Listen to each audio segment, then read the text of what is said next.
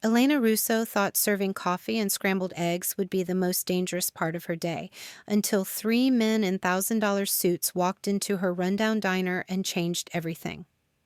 She had no idea that refusing a $100 tip would put a target on her back, or that the mysterious stranger watching her every move was the most feared man in the city.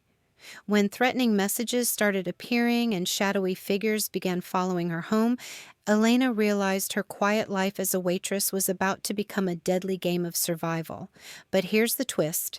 The same man who could destroy her with a single phone call was about to become the only thing standing between her and a ruthless enemy who played by no rules. What Elena didn't know was that her 7-year-old niece's innocent drawings would unlock a grief so deep in this dangerous stranger's heart that he'd risk everything to protect them both. Subscribe and tell me where you're watching from, because this story is about to prove that sometimes the most dangerous love is the kind that saves you. Elena's hands shook as she counted the crumpled bills for the third time. $23. Not enough. Not even close. She sat on the edge of her narrow bed, watching Sophie sleep in the twin bed across their tiny studio apartment. Her 7-year-old niece hadn't spoken a word since the accident that took her parents 6 months ago. The doctors said it was trauma, that Sophie would talk when she was ready. Elena wished she could give Sophie more time to heal, but bills didn't wait for broken hearts to mend. The alarm clock glowed red in the darkness. 4:30 in the morning. In 2 hours, she'd walk Sophie to school, then hurry to the diner for her first shift. After that, she'd race to her second job cleaning offices until midnight. Sleep came in small pieces, like the spare change she found in couch cushions. A piece of paper was taped to their door when she opened it to leave. Final notice. 3 days to pay rent or face eviction. Elena's stomach dropped. She crumpled the paper and shoved it in her pocket. Sophie couldn't know. The little girl had already lost too much. "Come on, sweetheart," Elena whispered, gently shaking Sophie's shoulder.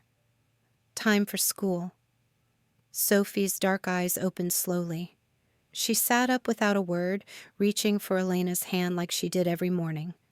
Her small fingers wrapped around Elena's, holding tight.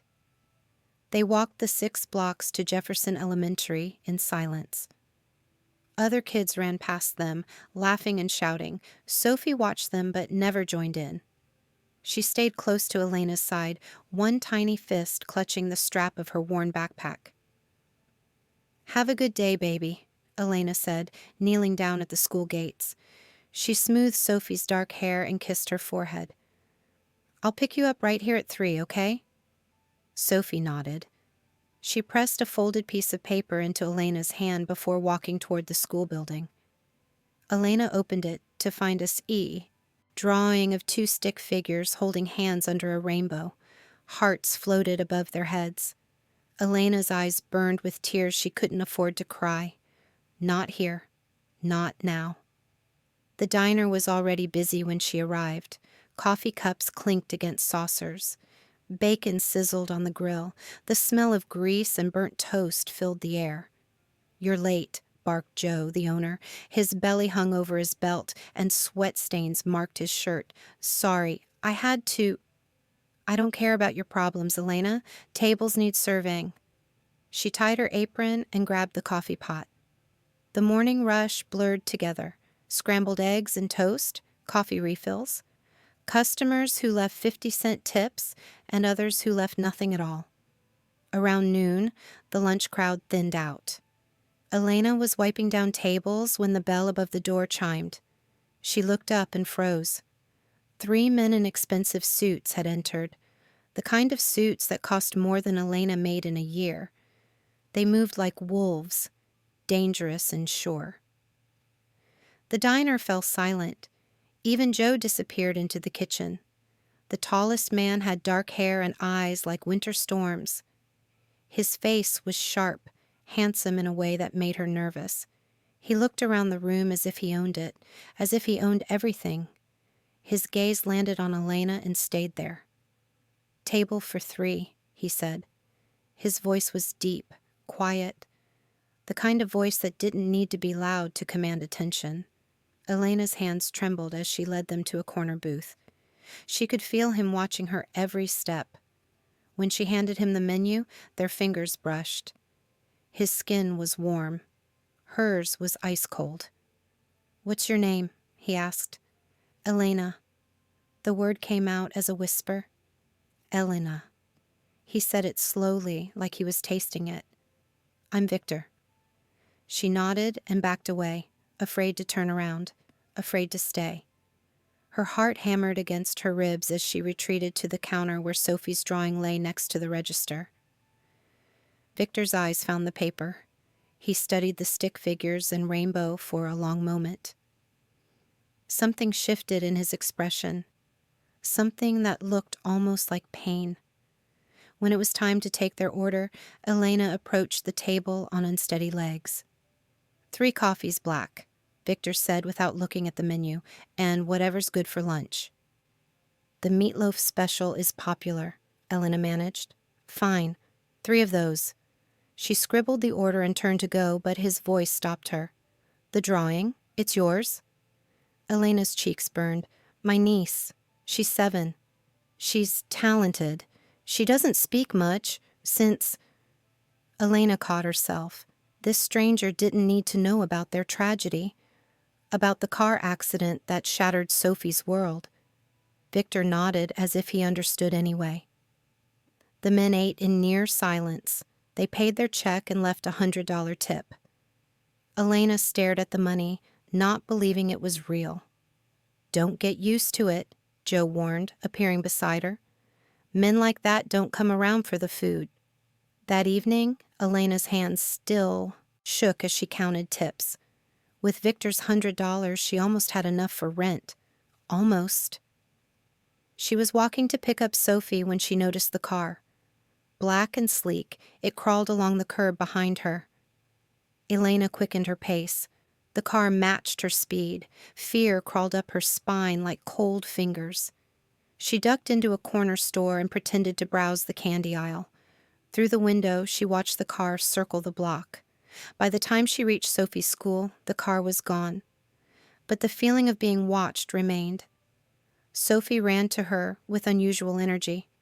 She grabbed Elena's hand and pointed to a piece of paper on the school steps. Another drawing. This one showed 3 figures instead of 2. A tall man stood beside the stick figures Elena recognized as herself and Sophie. "Did you draw this today, sweetheart?" Elena asked.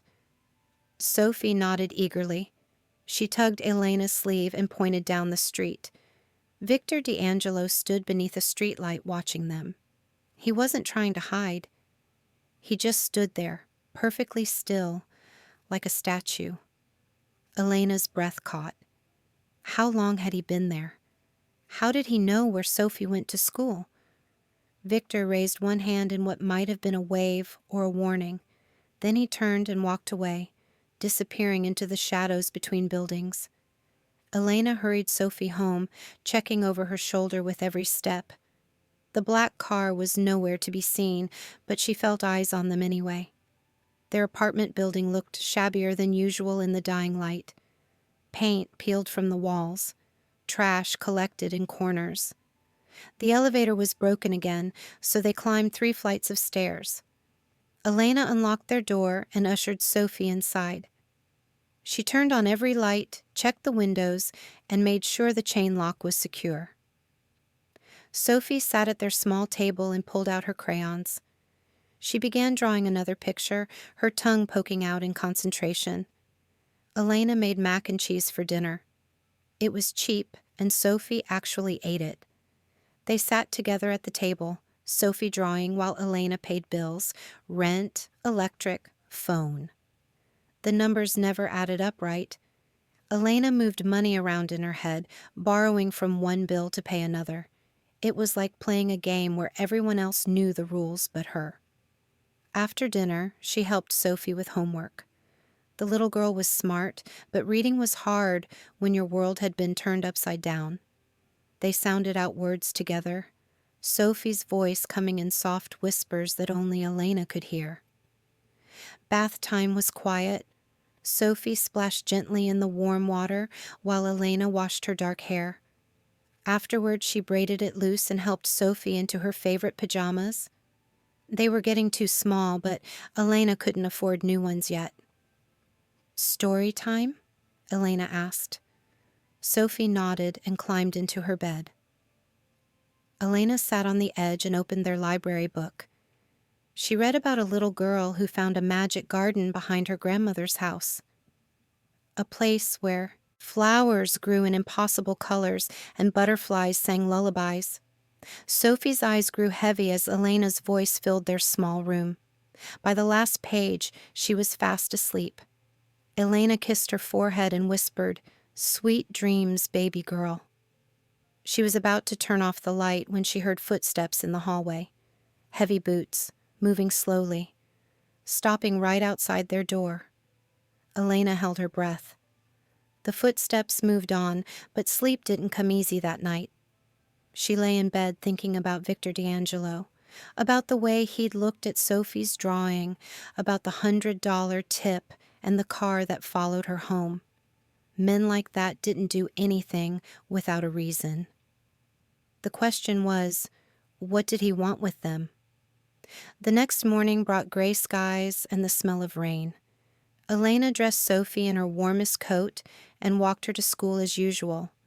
No black cars followed them, but Elena kept checking anyway. The diner was busier than normal. A water pipe had burst in the kitchen of the fancy restaurant down the street, sending their customers looking for somewhere else to eat. Elena rushed between tables, coffee pot in one hand, order pad in the other. She was refilling salt shakers when the door chimed. Viktor D'Angelo entered alone this time. He wore a different suit, charcoal gray instead of black, but his presence filled the room the same way. He sat at the counter instead of a booth, right in front of where Elena was working. "Coffee?" she asked, not meeting his eyes. "Please." She poured him a cup with hands that barely shook. Progress. "You're afraid of me," he said. It wasn't a question. Elena's hand tightened on the coffee pot. "Should I be?" Viktor was quiet for a long moment. When he spoke, his voice was softer than before. "Not from me. But there are others you should worry about." "I don't understand." "You live in a dangerous neighborhood, Elena, a single woman with a child. That makes you vulnerable." Heat flashed through her. "I can take care of myself and Sophie." "I'm sure you can, but sometimes that's not enough." Before Elena could respond, the bell chimed again. 2 men entered, scanning the room until their eyes found her. They weren't dressed as nice as Viktor, but something about them made Elena's skin crawl. Viktor turned slightly on his stool. He didn't look at the men, but his shoulders tensed. "Friends of yours?" he asked quietly. "I've never seen them before." The men approached the counter slowly. One was tall and thin with greasy hair. The other was shorter, built like a linebacker. Both had the kind of faces that belonged on wanted posters. "Elena Russo?" the tall one asked. Elena's mouth went dry. "Yes?" "We need to talk." Viktor's coffee cup clinked against the saucer as he set it down. "I don't think that's necessary." The short man's hand moved to his jacket. "This doesn't concern you." "Actually," Viktor said, standing slowly, "it does." The diner had gone completely silent. Joe had disappeared again. The other. Customers stared at their plates like the food was suddenly fascinating. Elena felt trapped between 3 dangerous men with no way out. "We'll be in touch," the tall man said, backing toward the door. His eyes never left Viktor's face. They left without ordering anything. Viktor sat back down and picked up his coffee like nothing had happened. "What did they want?" Elena whispered. "To scare you. Probably worked for someone who doesn't like that you work here." "I don't understand. I'm nobody. I just serve coffee and take orders." Viktor studied her face. His dark eyes seemed to see right through her. "You're not nobody, Elena, and sometimes that's enough to make you a target." He left money on the counter and stood to go.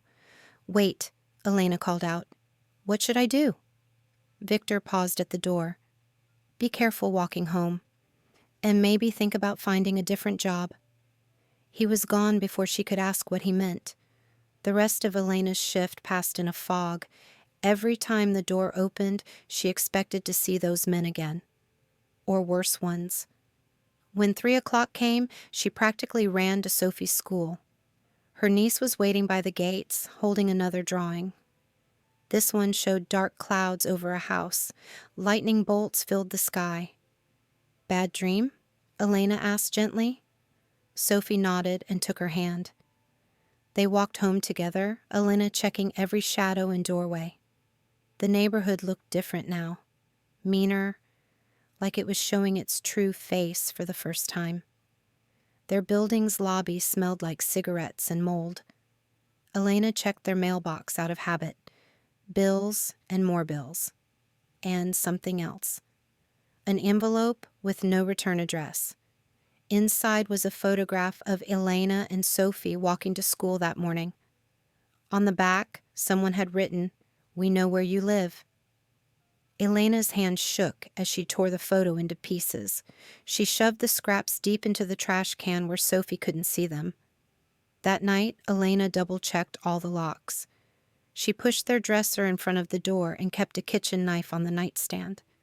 Sophie seemed to sense something was wrong. She climbed into Elena's bed and curled up beside her. Elena held her niece close and stared at the ceiling, listening to every creak and groan the old building made. Sleep felt like a luxury she couldn't afford. Around midnight, she heard voices in the hallway, low and angry. They stopped outside her door for a long moment before moving on. Elena knew they'd be back. Elena barely slept. Every sound in the hallway made her heart race. When morning finally came, gray light filtering through their thin curtains, she felt like she'd been awake for days. Sophie was already up, sitting at the table with her crayons. She'd drawn another picture during the night. This one showed a big man standing between the stick figures and scary black shapes. "Who's that, sweetheart?" Elena asked, pointing to the tall figure. Sophie touched the drawing gently, then looked up at Elena with serious dark eyes. She didn't answer, but Elena thought she knew anyway. Walking to school felt different now. Elena kept Sophie close, checking every parked car and alley entrance. The black sedan was back, following 2 blocks behind them. It made no effort to hide. At the school gates, Elena knelt down to Sophie's level. "Baby, I want you to stay inside today at recess, okay? Don't go out to the playground." Sophie's eyebrows drew together in worry. "It's nothing bad," Elena lied. "I just want you to be extra safe." Sophie nodded and hugged Elena tight before running into the building. Elena was halfway to work when she realized the black car wasn't following her anymore. It had stayed at the school. She ran back, her heart pounding, but when she rounded the corner, the car was gone. Viktor D'Angelo stood where it had been parked. He saw her coming and walked over. "Your niece is safe," he said quietly. "I made sure." "How did you know that you were in trouble? It's my business to know things like that." Elena stared at him. In daylight, he looked even more dangerous, and somehow safer too, like he could protect her from anything. "What do they want from me?" she asked. "It's not about you, it's about where you work. The diner sits on valuable property. Someone wants Joe to sell, and they think scaring his employees will help convince him." "That's insane." "It's business, ugly business, but business all the same." Elena felt sick. "I can't quit my job. I need the money." Viktor was quiet for a moment. There might be another way. "What kind of way?" But he was already walking away. "Go to work, Elena. I'll handle this." She wanted to call after him, to demand answers. but something in his voice told her he was done talking. The diner felt different when Elena arrived. Joe was nervous, jumping every time the coffee machine hissed. The other waitress, Marcy, had called in sick. Elena was on her own. The lunch rush was brutal. Elena ran between tables, taking orders and refilling drinks. Her feet ached, and her back hurt from carrying heavy trays. Around 2 o'clock, the door chimed. Elena looked up, expecting to see Viktor, but it was the two men from yesterday. The tall one and the short one with mean eyes. They sat at the same counter where Viktor had been. The tall one smiled, showing crooked teeth. "We didn't finish our conversation yesterday," he said. Elena's hands shook as she poured their coffee. "I don't know what you want me to say." "It's simple. Tell your boss that Mr. Petrov is willing to make a generous offer for this place. All Joe has to do is say yes." "I can't make Joe do anything." The short man leaned forward. "But you can influence him, make his life difficult, drop some plates, spill coffee on customers, little accidents that hurt business." "I won't do that." "Then maybe something happens to that pretty little niece of yours." Elena's blood turned to ice. The coffee pot slipped from her hands, shattering on the floor. Hot coffee splashed everywhere. "Clean that up," the tall man said calmly. Elena knelt down, picking up pieces of broken glass with shaking fingers. A shard cut her thumb, and blood dripped onto the white ceramic. 2 days, the short man said. "That's how long you have to think about it." They left without paying for their coffee. Elena finished cleaning up, her mind spinning. She couldn't put Sophie in danger, but she couldn't sabotage Joe either. He'd been good to her, giving her work when nobody else would. The rest of her shift crawled by. Every customer who entered made her jump. When 5 o'clock finally came, she grabbed her purse and ran. Sophie was waiting by the school gates as always. But this time, she wasn't alone. Viktor stood beside her, his big hand resting gently on Sophie's small shoulder. The little girl was showing him another drawing. She seemed completely comfortable with him. "Elena," Sophie called out. Elena's heart stopped. Sophie had spoken, her first word in 6 months. "Did you hear that?" Elena whispered, tears filling her eyes. Viktor nodded. "She's been talking to me for the last 10 minutes. Hasn't stopped, actually." Sophie ran to Elena and threw her arms around her waist. "I drew a picture of the man who keeps the monsters away," she said in a voice like music. Elena looked at Viktor over Sophie's head. "Thank you," she mouthed. He just nodded. They walked home together, Sophie chattering excitedly between them. She told Elena about her day, about her teacher, about the book they'd read in class. Words poured out of her like water from a broken dam. But as they got closer to their building, Sophie grew quiet again. She pressed closer to Elena's side. "I don't want to go up there," Sophie whispered. Elena looked at their building. It seemed more run down than usual, menacing somehow. "There are men upstairs," Viktor said quietly, "waiting in your hallway." Elena's stomach dropped. "How do you know?" "Because I know everything that happens in this neighborhood." "What do they want?" "To deliver a message, to make sure you understand how serious they are." Elena looked down at Sophie, who was listening to every word. "I can't take her up there." "No," Viktor agreed. "You can't." He pulled out his phone and made a call. Elena only caught a few words, but they sounded like orders being given. "My car is around the corner," he said when he hung up. "You're both coming with me." "I can't just—" "Elena." Viktor's voice was gentle but firm. "Those men upstairs aren't going to ask nicely. They're going to hurt you to make a point. Is that what you want Sophie to see?" Elena looked at her niece's frightened face. She thought about the broken photo, the threats, the fear that had been growing inside her chest for days. "Where are you taking us?" "Somewhere safe." Elena hesitated. She barely knew this man. But Sophie trusted him. And right now, he was the only thing standing between them and whatever waited upstairs. "Okay," she whispered. Victor's car was as expensive as his suits, black leather seats and windows tinted so dark Elena couldn't see out. Sophie climbed into the back without hesitation, still holding her drawings. They drove through parts of the city Elena had never seen. Nice parts, where the buildings were clean and the streets were lined with trees. Eventually, they pulled up to a brownstone house that looked like something from a movie. "This is where you live?" Elena asked. "One of the places." A man in a dark suit opened the car door for them. He nodded respectfully to Victor and smiled at Sophie. "This is Marco," Victor said. "He works for me." Marco led them up the front steps and through a heavy wooden door. Inside, everything was rich and warm, dark wood and soft lighting, paintings on the walls that probably cost more than Elena made in a year. "Are you hungry?" Victor asked Sophie. She nodded eagerly. "Mrs. Chen makes the best grilled cheese sandwiches in the city. Would you like to try one?" Sophie looked at Elena for permission.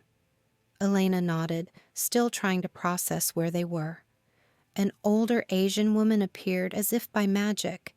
She smiled warmly at Sophie and held out her hand. "Come, little one, we'll find you something delicious to eat." Sophie went willingly, chattering about her drawings and her day at school.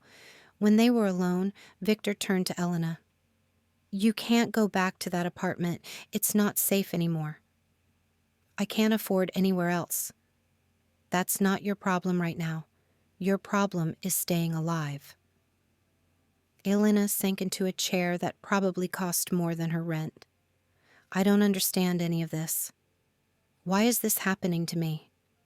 Victor sat across from her, his dark eyes serious. "Because you got in the way of something bigger than coffee and tips. Sergei Petrov wants that block of buildings. He's been buying them up one by one, using fear and violence when money doesn't work. And Joe won't sell? Joe's stubborn. His father built that diner from nothing. It means something to him. So they're going after his employees? Starting with the most vulnerable ones. Single mothers, older workers, people who can't fight back." Elena felt anger rising in her chest. "That's not fair." "No, it's not, but fair doesn't matter to men like Sergei." "And men like you?" Victor was quiet for a long moment. "Men like me try to protect the things that matter. Why do you care what happens to us?" Something shifted in his expression. Pain, maybe, or regret. "Because I know what it's like to lose everything, and because your niece draws pictures that remind me of someone I used to know." Before Elena could ask what he meant, Sophie came running back into the room. Her face was bright with excitement, and grilled cheese crumbs stuck to her shirt. "Elena, there's a library upstairs with 1,000,000 books, and Mrs. Chen said I could pick any one I want." Elena looked at Victor. "We can't stay here." "Why not?" "Because this isn't our life. This isn't our world. It could be, for as long as you need it to be." Sophie tugged on Elena's sleeve. "Please, just tonight? The bed is so big I could do cartwheels on it." Elena looked around the beautiful room, then at Sophie's hopeful face. Outside, it was getting dark. Those men were probably still waiting in their hallway. Even if they left, Elena and Sophie would have to go somewhere. A cheap motel, maybe, if they could afford it. "Just tonight," she said finally. Victor nodded. "Marco will show you to your room. There are clothes upstairs that should fit both of you. Mrs. Chen can alter anything that doesn't." Elena started to protest, but Victor held up a hand. "Your guests here. Let us take care of you." The room they gave Elena and Sophie was bigger than their entire apartment. It had a king-sized bed, a sitting area with comfortable chairs, and windows that looked out over a garden. Sophie bounced on the bed, giggling. "It's like being in a castle." Elena sat beside her. "Sophie, honey, I need to ask you something. Are you scared of Mr. Victor?" Sophie stopped bouncing and got serious. No, he's sad, like us, but he's not scary. How do you know he's sad? His eyes, they look like yours did after Mommy and Daddy went to heaven. Elena's heart squeezed. Sometimes Sophie saw things too clearly for a 7-year-old.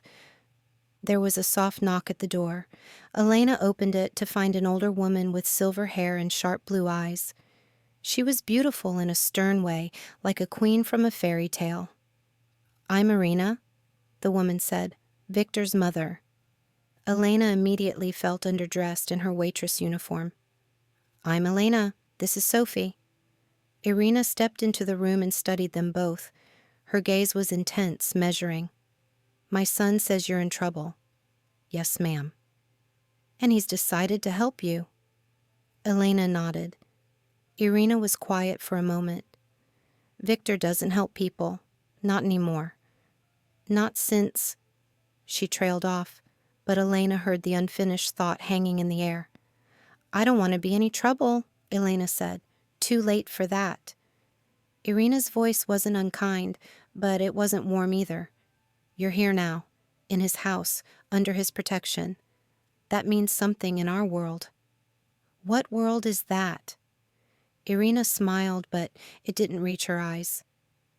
"The one where people like Sergei Petrov think they can take whatever they want. Where men solve problems with violence instead of words."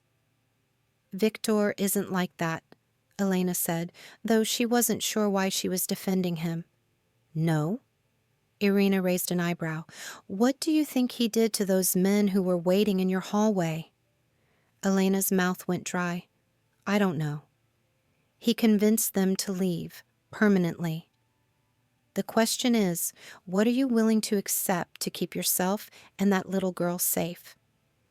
Before Elena could answer, Irina was gone, leaving behind only the scent of expensive perfume and unanswered questions. That night, Elena lay awake in the strange bed, listening to Sophie's quiet breathing beside her. Through the windows, she could see lights in the garden. Guards, probably, making sure no one got in who shouldn't be there. She thought about Viktor's question from earlier. What was she willing to accept? The answer scared her more than Sergei Petrov's men. She was willing to accept almost anything to keep Sophie safe, even if it meant trusting a man whose world was built on secrets and violence, even if it meant becoming someone she didn't recognize. Elena closed her eyes and tried to sleep, but peace felt very far away. Elena woke to sunlight streaming through silk curtains and the smell of coffee drifting up from downstairs. For a moment, she forgot where she was. Then Sophie stirred beside her, mumbling something about pancakes in her sleep. The events of yesterday came rushing back. The threats, the men in her hallway, Viktor's steady presence, and his mother's sharp warnings. Sophie's eyes opened slowly. "Is this still real?" she asked, sitting up and looking around the beautiful room. "Yes, sweetheart, it's real." "Good. I was afraid I dreamed it." They dressed in the clothes that had been left for them. Simple jeans and sweaters that fit perfectly. Elena wondered how Viktor had known their sizes, then decided she didn't want to know. Downstairs, the kitchen smelled like heaven. Mrs. Chen stood at the stove, flipping pancakes while bacon sizzled in another pan. Sophie ran to her like they were old friends.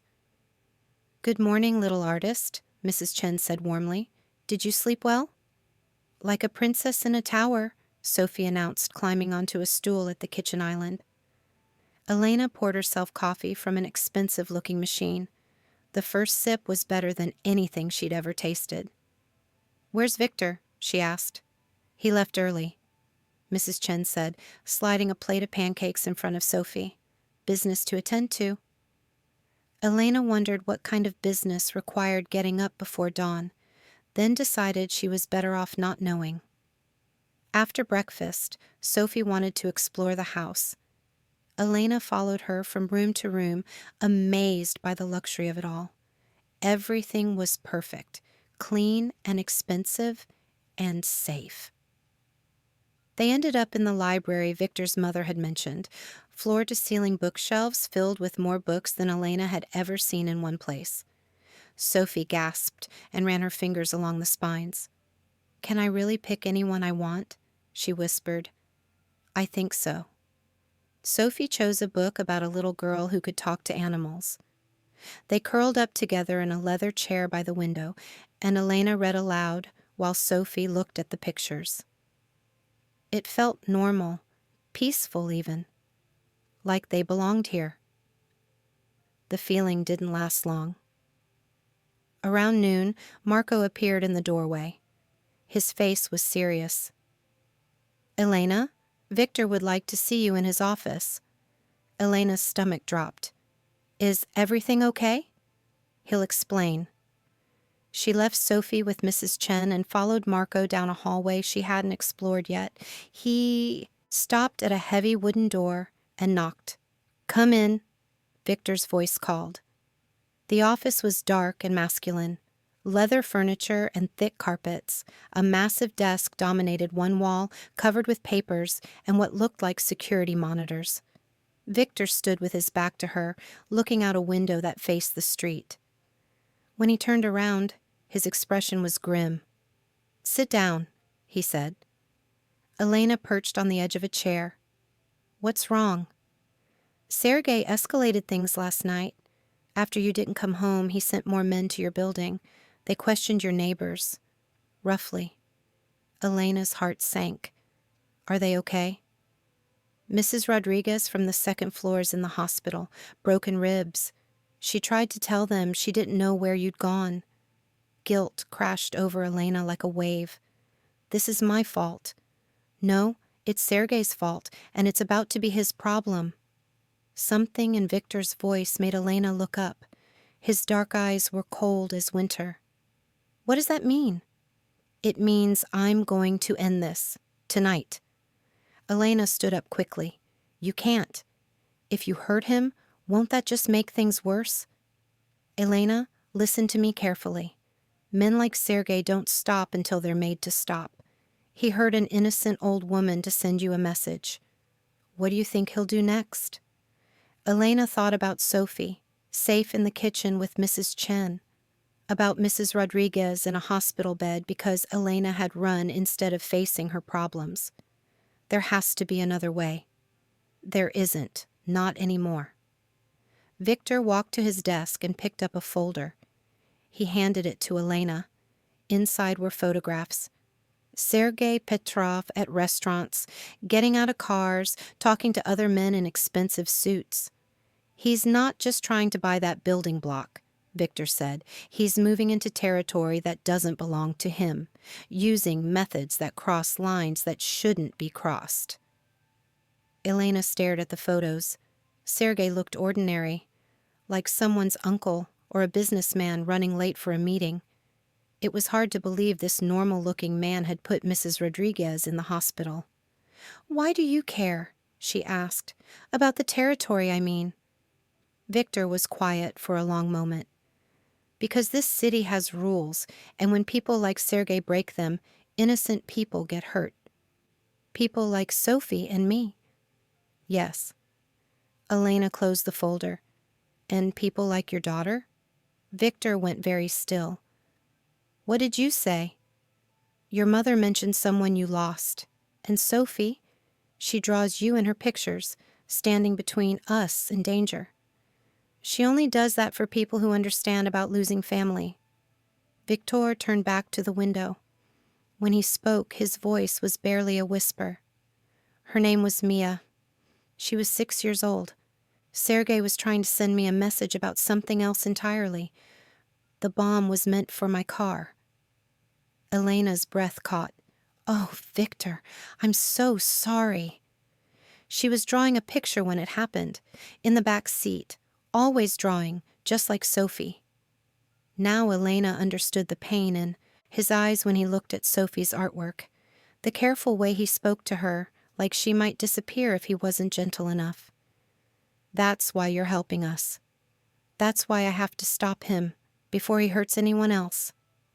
Elena walked over to where Victor stood. She wanted to touch his arm, to offer comfort somehow, but she wasn't sure he'd welcome it. "What happens to us when this is over?" "You'll be safe. That's all that matters." "And you?" Viktor looked at her then. Really looked at her, like he was memorizing her face. "I'll be whatever I need to be." Before Elena could ask what that meant, Marco appeared in the doorway again. "Boss, we have a problem." Viktor's entire body tensed. "What kind of problem?" "Sergei's men are at the school. They're asking about Sophie." Elena's world tilted sideways. "No, no, no, no, they can't." Viktor was already moving, grabbing his jacket and phone. "Get her out of there, now." "Already on it," Marco said. "But boss, they know about this place too. We spotted cars on the street about 10 minutes ago." Viktor stopped cold. "How many?" "6 cars, maybe 20 men." Elena grabbed Viktor's arm. "Where's Sophie? Is she safe?" "She's here, in the kitchen with Mrs. Chen. But Elena—" Viktor's face was grave. "We're surrounded."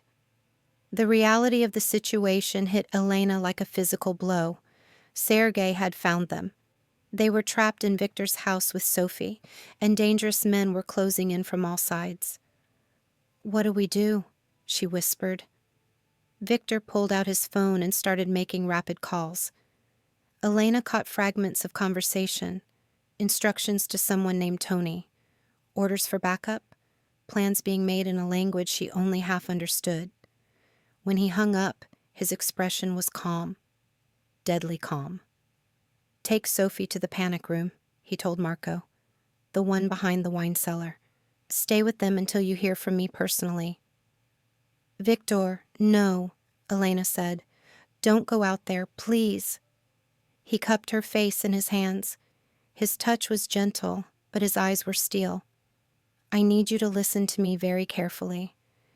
In about 30 seconds, Marco is going to take you and Sophie somewhere very safe. You're going to stay there until this is over." "What about you?" "I'm going to handle this." "You mean you're going to fight them?" "Yes." Elena felt tears burning her eyes. "You could die." Something shifted in Viktor's expression. For just a moment, he looked surprised, like the idea that she might care about his survival hadn't occurred to him. "I won't die," he said quietly. "I have too much to live for now." Before Elena could ask what he meant, gunshots exploded outside.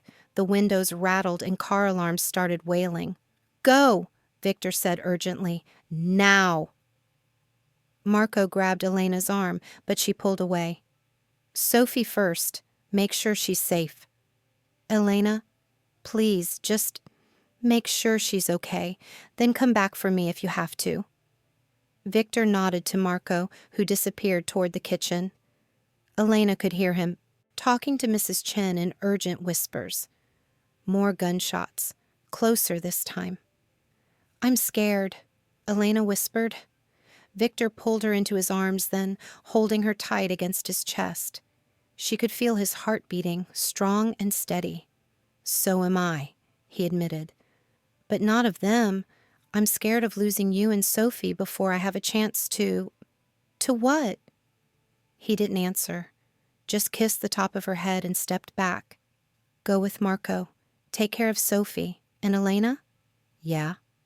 "Don't let her see whatever happens next." Marco returned with Sophie, who was clutching her drawings and looked confused but not terrified. Mrs. Chen was with them, her face pale but determined. "Come, ladies," Marco said. "Time to play hide and seek." Sophie looked at Viktor. "Are you coming too?" "I'll be along in a minute, Princess. You go with Marco and Elena, okay?" Sophie nodded and took Elena's hand. "Don't be sad," she told Viktor seriously. "Bad things end. Good things come after." Viktor's composure cracked just a little. "Where did you learn something like that?" "Elena tells me that when I have nightmares." Elena felt her heart break and heal at the same time. Sophie was trying to comfort Viktor with the same words Elena used to comfort her. "She's very smart," Viktor said. "The smartest. Sophie agreed. They followed Marco through a hidden door behind a bookshelf. The passage was narrow and dark, lit only by emergency lighting. Elena held Sophie close as they descended stone steps that seemed to go on forever. The panic room was like something from a movie. Thick walls, multiple screens showing security cameras, enough food and water to last for weeks. Elena sat Sophie down with her drawings and crayons, trying to act like this was all a big adventure. On the monitors, Elena could see men in dark clothes surrounding Viktor's house. Too many of them. Even if Viktor had backup coming, he was outnumbered. "Turn it off," she told Marco. "I can't watch." But she could still hear the gunfire, the sound of windows breaking, shouts and screams that seemed to go on forever. Sophie covered her ears and curled up in Elena's lap. "Make it stop," she whispered. Elena rocked her gently, humming a lullaby her mother used to sing. The same one she'd been humming the night Sophie's parents died. The shooting stopped suddenly. The silence was almost worse than the noise. Marco's phone rang. He answered it quickly, speaking in short, clipped sentences. "It's over," he said when he hung up. "We can go up." "Viktor?" Elena asked. "He's okay. Hurt, but okay." Relief flooded through Elena so fast it made her dizzy. She hadn't realized how much she'd been holding her breath. They made their way back upstairs. The beautiful house was a disaster, bullet holes in the walls, furniture overturned, glass everywhere. Elena found Viktor in the kitchen, sitting at the island while Mrs. Chen bandaged a cut on his arm. His shirt was torn and bloody, but he was alive. Sophie ran to him before Elena could stop her. She threw her small arms around his neck, careful to avoid his injured arm. "You're okay," she said, like she was the one who'd been worried about him. "I'm okay," Viktor agreed, hugging her back. Elena approached slowly. "Is it over?" "For now. Sergei got away, but most of his men didn't. It'll be a while before he tries something like this again." "So we can go home?" Viktor looked at her with an expression she couldn't read. "Do you want to?" Elena thought about their tiny apartment, about the diner where none of this would have happened if she hadn't been working there, about going back to a life of counting pennies and looking over her shoulder. Then she looked at Sophie, who was showing Viktor a new drawing she'd made during the chaos, a picture of a house with all of them standing in front of it, safe and together. "I don't know," Elena admitted. "I don't know where home is anymore." Viktor's smile was soft and real, the first genuinely happy expression she'd seen from him. Then maybe it's time to figure that out, together. Outside, sirens wailed as police and ambulances arrived, but inside the damaged kitchen, surrounded by broken glass and bullet holes, Elena felt something she hadn't felt in months. Hope. 3 weeks later, Elena woke to the sound of Sophie's laughter drifting through the windows. She lay in bed for a moment, listening to her niece playing in the garden with Mrs. Chen. The sound was pure joy, something Elena had thought she might never hear again. The house had been repaired. New windows, fresh paint, furniture that didn't have bullet holes. But the real changes went deeper than what could be fixed with money. Sophie spoke constantly now, not just to Elena, but to everyone. She chattered with Mrs. Chen about recipes, asked Marco endless questions about his job, and followed Viktor around like a devoted puppy whenever he was home. And Viktor. Viktor was different too, softer somehow, though still dangerous when he needed to be. Elena had seen him take a phone call about business the day before. His voice had gone cold and sharp, the voice of a man who could end lives with a word. But then Sophie had run up with a drawing, and he'd melted back into the gentle man who helped with homework and read bedtime stories. Elena got dressed and went downstairs to find Viktor in his office, surrounded by papers and computer screens. He looked tired. "Good morning," she said from the doorway. He looked up and smiled. Morning, coffee's fresh. Elena poured herself a cup and sat in the chair across from his desk. This had become their routine. Quiet mornings before the day got complicated. Any news about Sergei? She asked. Viktor's expression darkened. He's laying low. Word is he's planning something big, but my sources can't figure out what. Maybe he's given up. Men like Sergei don't give up. They wait. Elena studied Viktor's face. She'd learned to read his moods over the past few weeks. The tension around his eyes meant he was worried about something specific. "What aren't you telling me?" she asked. Viktor set down his pen and leaned back in his chair. "I've been thinking about what happens next. For you and Sophie." Elena's stomach tightened. "What do you mean?" "You can't stay here forever, Elena. This isn't your life." "Isn't it? We've been here 3 weeks. Sophie's happy. She's healing. We both are. You're guests here. That's not the same thing." Elena felt something crack inside her chest. "So you want us to leave?" "I want you to be safe and free. You shouldn't have to depend on my protection forever." "What if I want to depend on it?" The words came out before Elena could stop them. Viktor went very still. "What are you saying?" Elena took a deep breath. She'd been thinking about this for days, but hadn't found the courage to say it out loud. "I'm saying that Sophie and I, we don't want to go back to our old life. We want to stay here, with you." "Elena, I know it's crazy. I know we barely know each other, but Sophie loves you, and I—" Elena's voice caught. "I think I'm falling in love with you." Viktor stared at her for a long moment. His dark eyes were unreadable. "You think you love me because I protected you, because I gave you safety when you needed it. That's not the same thing as real love." "Don't tell me what I feel," Elena said, anger flaring. "I'm not some helpless child who doesn't know her own mind." "No, you're not. You're a strong, beautiful woman who deserves better than a man whose hands are stained with blood. Your hands saved Sophie and me." "This time. What about next time? What happens when Sophie gets older and starts asking questions about what Daddy does for work?" Elena felt her cheeks burn. "Is that what this is about? You don't think we'd fit into your world?" Viktor stood up abruptly. "I don't think my world is safe for children, for families. I learned that lesson once already." He was talking about his daughter, about Mia, who died because someone wanted to hurt him. Elena stood too. "Sophie isn't Mia, and I'm not whoever Mia's mother was. We're stronger than you think." "Strong enough to live with bodyguards for the rest of your lives? Strong enough to never know if today's the day someone tries to get to me through you?"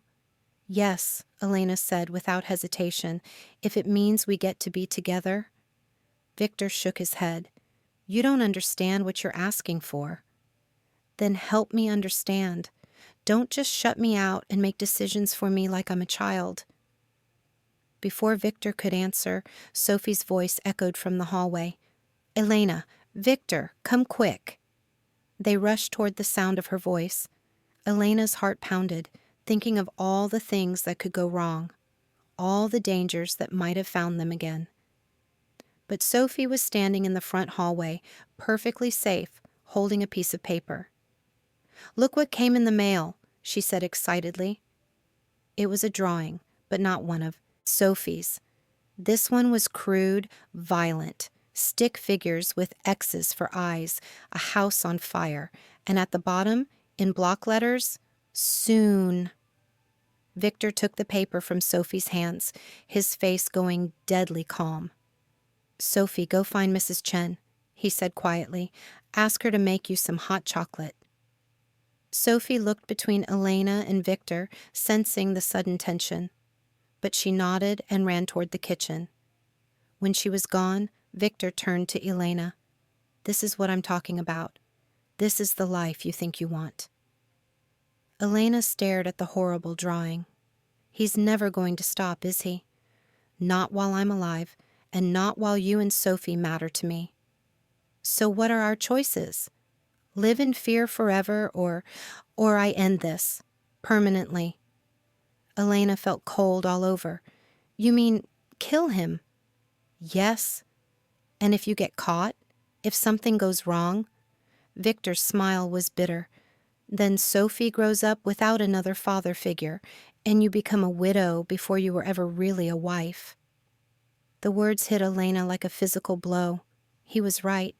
Loving Victor meant accepting that he might not come home one day, that Sophie might lose another person she cared about.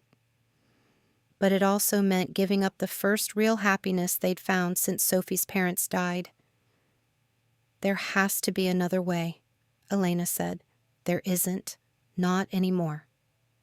Elena looked around the house that had become their home. At the pictures Sophie had drawn and taped to the refrigerator, at the couch where Victor read her bedtime stories, at all the small signs of a life they'd been building together. When? She asked. Tonight. It has to be tonight, before he makes his move. Elena nodded, feeling numb. What do Sophie and I do? Marco will take you somewhere safe, somewhere Sergei can't find you. When this is over, we'll talk about the future, all of it. Victor stepped closer to her. Elena, I need you to understand something. What I feel for you and Sophie. It's real. More real than anything I've felt since Mia died, but that's exactly why I have to do this. I can't lose you the way I lost her. Elena reached up and touched his face. His skin was warm, solid, real. You won't lose us, she whispered. Whatever happens, you won't lose us. Victor caught her hand and pressed it against his cheek. Promise me something. What? If something goes wrong tonight, if I don't come back, don't let Sophie remember me as a monster. Tell her I tried to be good enough for both of you. Tears burned Elena's eyes. You are good enough. You're more than good enough. Victor kissed her then, soft and desperate, like he was trying to memorize the taste of her lips. When they broke apart, Elena could see the pain in his eyes, the fear he was trying so hard to hide. I love you, she said. Both of us do. Come back to us. I'll try. It wasn't a promise. It wasn't even close to a guarantee. But it was all Victor could give her. That afternoon, Elena packed a bag for herself and Sophie. Not because she planned to leave forever, but because Marco had insisted they needed to be ready to move quickly when the time came. Sophie helped, chattering about which toys to bring and whether her favorite stuffed animal would fit in the suitcase. Are we going on vacation? She asked. Something like that, Elena said.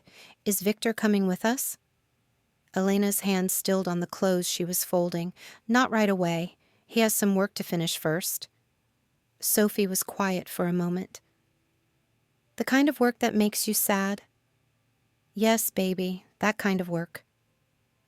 Will he be okay? Elena looked at her niece's serious, dark eyes. Sophie was 7 years old, but sometimes she seemed much older, like she understood things she shouldn't have to understand. I hope so, Elena said honestly. I really hope so. That evening, Victor found Sophie in the library, reading one of her favorite books. Elena watched from the doorway as he sat beside her on the big leather chair.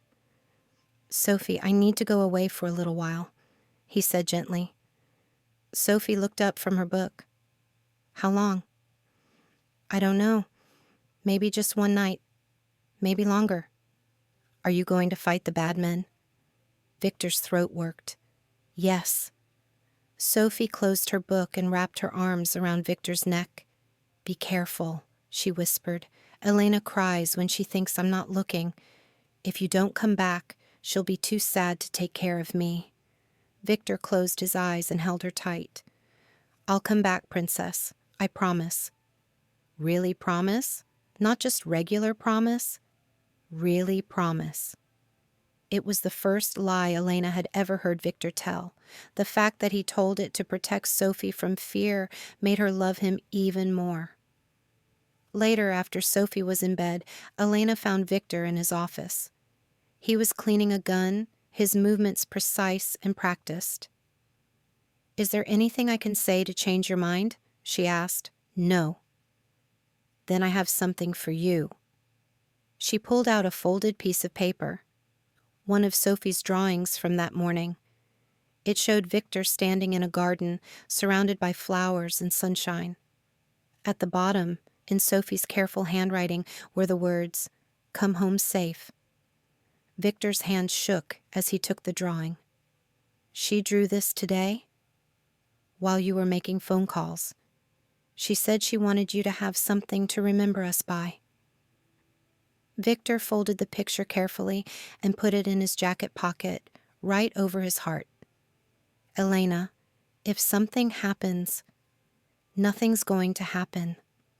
You're going to end this, and you're going to come home, and we're going to figure out how to be a family, a real family."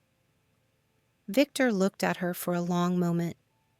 "You make it sound so simple." "Maybe it is simple. Maybe we're the ones making it complicated." At midnight, Marco came to get Elena and Sophie. They carried their sleeping niece to the car, trying not to wake her. Viktor stood in the doorway, watching them leave. In the porch light, he looked lonely and dangerous and heartbreakingly sad. Elena kissed him goodbye, through the car window. "I love you," she whispered. "I love you too, both of you." The car pulled away, taking them to a safe house across town. Elena watched Viktor's figure disappear into the darkness and tried to believe she'd see him again. Marco's phone rang at 3 a.m. Elena had been awake, staring at the ceiling and listening to Sophie's quiet breathing. She heard Marco answer in the next room, his voice tense and urgent. Then silence. Elena got up and found Marco standing by the window, looking out at the empty street.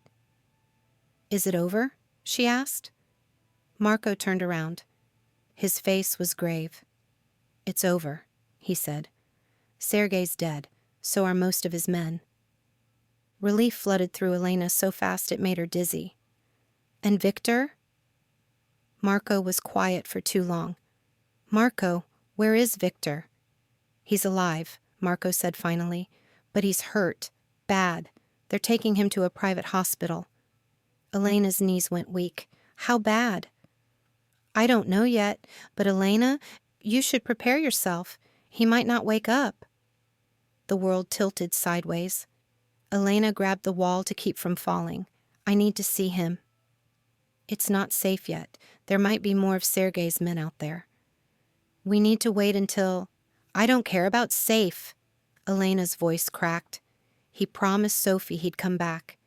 If he dies, how do I explain that to a 7-year-old? Marco's expression softened. "Give me a few hours to secure the area, then I'll take you to him." Elena nodded, not trusting herself to speak. She went back to the bedroom and crawled into bed beside Sophie, who was still fast asleep. Her niece looked so small and peaceful. She had no idea that the man she'd grown to love like a father might be dying in a hospital across town. Elena held Sophie close and tried to prepare herself for the possibility that their new family might be broken before it ever really began. But deep in her heart, she refused to believe it. Viktor had made a promise to Sophie, and despite everything she'd learned about his world, Elena believed he was a man who kept his promises. He had to be, because the alternative was too heartbreaking to imagine. As the sun rose, painting the safe house walls with golden light, Elena held on to hope and waited for word that the man she loved was coming home.